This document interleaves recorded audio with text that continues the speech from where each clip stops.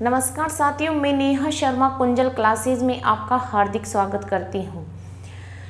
आज हमारा जो टॉपिक है वो राजस्थान की लोक कलाएँ या हस्तकलाएँ चल रहा था। मैं आपको कावड़, बेवाण और काष्ठ के बारे में कुछ जानकारी दे चुकी थी। आज उनके जो अगली क्लास है, जैसे कठपुतली है, फड़ है और मांडना क्या होता है, इनके बारे में कुछ आपको जानकारी दूंगी। तो ये वीडियो आपकी कठपुतली हस्तकलाएँ से संबंधित है और ये राजसिकों द्वारा संचालित की जा रही है। इन संस्थाओं द्वारा ये संचालित की जा रही है राजस्थान की हस्तकलाएँ और लोक कलाएँ। अब देखो, आपको केवल और केवल नोट्स बनाने हैं। इसमें कोई वो नहीं है कि मैं कोई ग्रामर है या कोई मैथ रीजनिंग है, मैं आपको वैसे समझाऊंगी। वैसे समझने लायक इसमें कोई बात नहीं है। अब आपकी कठपुतली, इसमें आपको केवल और केवल अच्छे अच्छे सुंदर सुंदर नोट्स बनाने हैं। इस तरीके से बनाने हैं कि आप फड़ते वक्त बोरिंग ना हो और आपको फड़ने की इच्छा हो बस।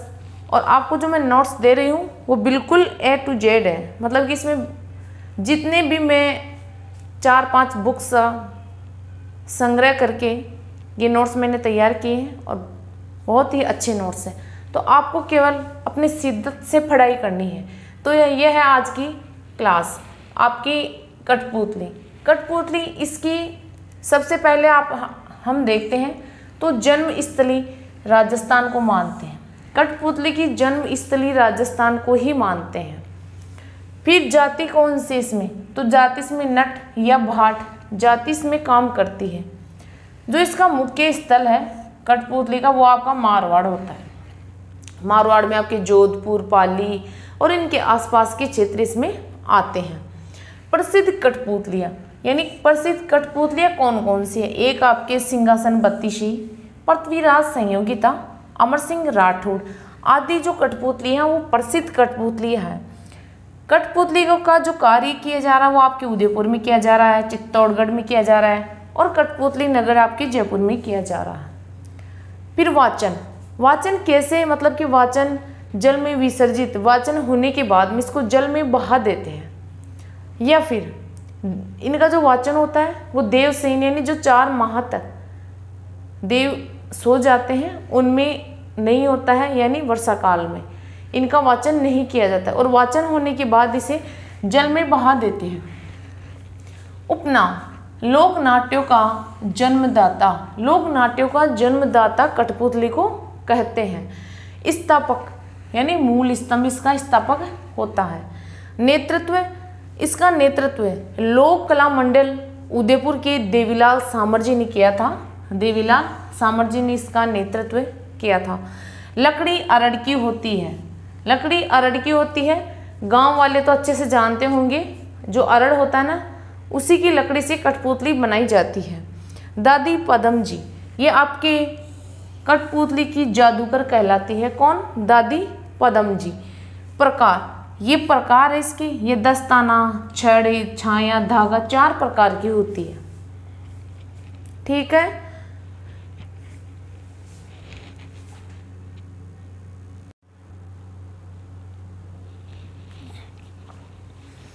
अब आपके मांडना, मांडना क्या होता है? यानी जो मांगलिक अवसर होते हैं, जैसे कोई त्यौहार हो गया, आपका विवाह हो गया, पूजा पाठ हो गया या कोई बच्चों का जन्म हो गया, उनके अवसर पर यानी महिलाएं अपनी घर आंगन को, जो कच्चे मकान होते हैं उनको लीप पोत कर चूने, गोबर और या जो गेरू से जो अलंकृत आकृति बनाती है उसे मांडना कहते हैं। अब जैसे आपकी होली पर चौखड़ी, विवाह पर ताम, पूजा पाठ पर पगलिया और बच्चों के जन्म पर साट्या या स्वास्तिक, इन मांडनाओं का प्रचलन है। और सर्वाधिक चित्रण पगलिया, जो पगलिया होते हैं ये पूजा पाठ में सर्वाधिक बनाए जाते हैं। फिर आपके सांझी, सांझी क्या है? सांझी पहले तो यह है कि कन्याओं का व्रत उत्सव, ये केवल कन्याओं का है, इसमें महिलाओं का कोई योगदान नहीं होता है, ज़्यादा इसमें कन्याएं भाग लेती है। ये पितृपक्ष में भलका चौथ, यानी पितृपक्ष में जो चौथ आती है, चतुर्थी, उसी दिन ये त्यौहार मनाया जाता है और कुंवारी कन्याएं इस त्यौहार को मनाती हैं। ये चूना, गोबर, पुष्पा, हल्दी और कुमकुम इत्यादि में पूजा की जाती है। इनसे प्रसिद्ध ये नाथद्वारा में प्रसिद्ध है। मंदिर यानी श्री नाथ जी की मंदिर की केले की संजय प्रसिद्ध है। नाथद्वारा में जो श्री नाथ जी का मंदिर है वहाँ केले की संजय बनाई जाती है। और जो उदयपुर का मच्छंद्र नाथ मंदिर है वो इतना प्रसिद्ध है सांझियों हेतु कि उसका नाम ही संजय मंदिर पड़ गया है। उसका नाम ही संजय मंदिर पड़ गया है, उदयपुर का जो मंदिर है। और आकर्षक सांझी आपके लाडली जी के मंदिर जयपुर में मनाई जाती है। लाडली जी के मंदिर जयपुर में। संजय कोट सांझी का बड़ा या विकसित रूप संजय कोट कहलाता है। बड़ा या विकसित रूप संजय कोट कहलाता है। आप चैनल को लाइक करो, शेयर करो और सब्सक्राइब करो ताकि मैं भी मोटिवेट होती रहूं। और मैं अगर जितना मोटिवेट होती रहूंगी उतना ही बढ़िया कंटेंट आपको मिलेगा, क्योंकि मोटिवेट होना अपने आप में एक बहुत बड़ी ताकत होती है। अगर किसी को डीमोटिवेट करे तो वो आदमी इंसान टूट जाता है। अगर उसको मोटिवेशन मिलता रहता है तो वो काम करने की ओर अग्रसर होता है। बढ़िया बढ़िया आपके लिए कंटेंट लेकर आते हैं। मैं आपके लिए इतनी मतलब कि 4-5 बुक्स का ये निचोड़ है। इसके अलावा आपको और पढ़ने की ज़रूरत नहीं है। और मैं दावे के साथ कह सकती हूँ कि 100 तो कोई गारंटी नहीं ले सकता, और वो लेते हैं तो वो झूठी है। लेकिन 90% पेपर इसमें से ही आएगा, इससे बाहर नहीं जाएगा। क्योंकि जो बेस्ट राइटर है उनकी बुक्स से मैंने ये नोट्स बनाए हैं, और ये मतलब कि बहुत अच्छे नोट्स हैं। और आप और कहीं भी पढ़ लेना, जो आपने ऐप पे कोर्स ले रखा है उनसे बेस्ट है, उनसे बेस्ट क्लास है ये, ठीक है। लेकिन आप अगर इस जो नोट्स में बता रही हूँ इनको पढ़ोगे तो और जो विद्यार्थी है तैयारी कर रहे हैं उनसे आप नहीं पिछड़ोगे। मतलब कि कोई क्वेश्चन अगर बाहर जाएगा तो आपके लिए नहीं, सबके लिए ही बाहर जाएगा, ठीक है।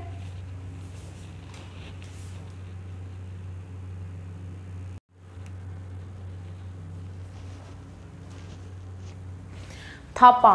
थापा क्या होता है कि हाथ की जैसे ये अंगुलियां होती है, हाथ की अंगुलियों को क्या करते हैं कि हाथ की अंगुलियों को, या चाहे मेहंदी हो, चाहे आपके सिंदूर हो, चाहे आपके काजल हो, यहाँ पूरी तरह से लेप कर लेते हैं। और पूरी तरह से लेप करके दीवार पे ऐसे ठप्पे लगाते हैं, तो उसे थापा बोलते हैं। आई बात समझ में कि पूरे हाथ के ये लगा लेते हैं, लेप कर लेते हैं, और फिर लेप किए हुए हाथ का दीवार पे ऐसे ठप्पा लगाते हैं, ऐसे ठप्पा लगाते हैं, तो उसे थापा बोलते हैं। और ये थापा काजल, मेहंदी, सिंदूर इन चीज़ों से लगाया जाता है। पानी। पानी क्या होता है कि जो देवी देवताओं का जो चित्र होता है वो कागज़ पर बड़े बड़े चित्र होते हैं, है ना। जैसे आप लक्ष्मी जी, दिवाली पर लक्ष्मी जी का पाना लाते हो तो कागज़ पर देवी देवताओं का जो चित्र बनाते हैं और फिर उसे दीवारों पर लगाते हैं, उसे पाने बोलते हैं। जैसे लक्ष्मी जी का पाना। गोदना क्या होता है? ये एक अंग संचालन की विशिष्ट कला है या प्रथा है। ये आपकी जो आदिवासी जनजाति है उनमें ज़्यादा पाई जाती है। तो इसमें क्या होता है कि सुई या फिर कांटे से आकृति उसमें, मतलब कि हाथ में, जैसे हाथ में उकेरनी होती है तो आपके हाथ में या कंधे पे या बॉडी के और कोई पार्ट पर अगर खुदवाना हो कोई ना, तो सुई या फिर कांटे से वो खोदते हैं और फिर उसमें कोयला डालते हैं या फिर खेजड़े के सूखे पत्ते का पाउडर डालते हैं। फिर वो सूखने के बाद क्या होता है कि उसमें हरी झाई सी उभर आती है, उसे गोदना कहते हैं। और ये गोदना शहरी या जनजाति में ज़्यादा प्रसिद्ध है और में कम है, लेकिन शहरी या जनजाति में ये हर पुरुष और महिलाओं में ये गोदना देखा जा सकता है। आपका जो मोती है वो बांसवाड़ा का प्रसिद्ध है। जिंक मेटल आपके जोधपुर का प्रसिद्ध है। वाइट मेटल आपका उदयपुर का प्रसिद्ध है।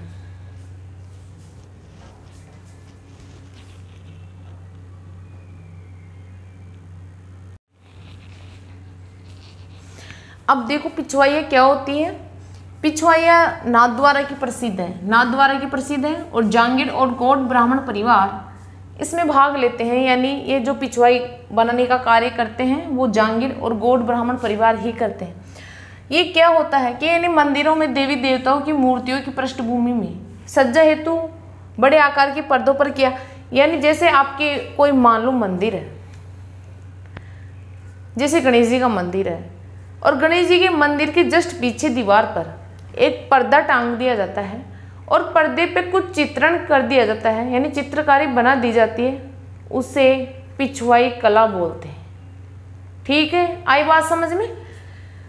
व्हील क्या होती है, जैसे गांव में पहले, अब तो नहीं होता, कि अभी भी होती है आदिवासी जातियों में, तो व्हील वो होती है यानी जो गाँव में छोटी मोटी चीज़ें को सुरक्षित रखने हेतु तो मिट्टी की एक महल नुमा आकृति बनाई जाती है। जैसे आपका बक्सा होता है, वो आपकी टंकी होती है, ऐसे ही आकृति में गाँव में वो, आजकल तो वो स्टील की लोहे की चलती है, पहले स्टील और लोहे की नहीं चलती थी। मतलब कि एक मिट्टी से एक बक्सा तैयार किया जाता था, एक कोठी तैयार की जाती थी, उसे व्हील बोलते हैं। और ये मेघवाल महिलाओं में ज़्यादातर देखने को मिलती थी।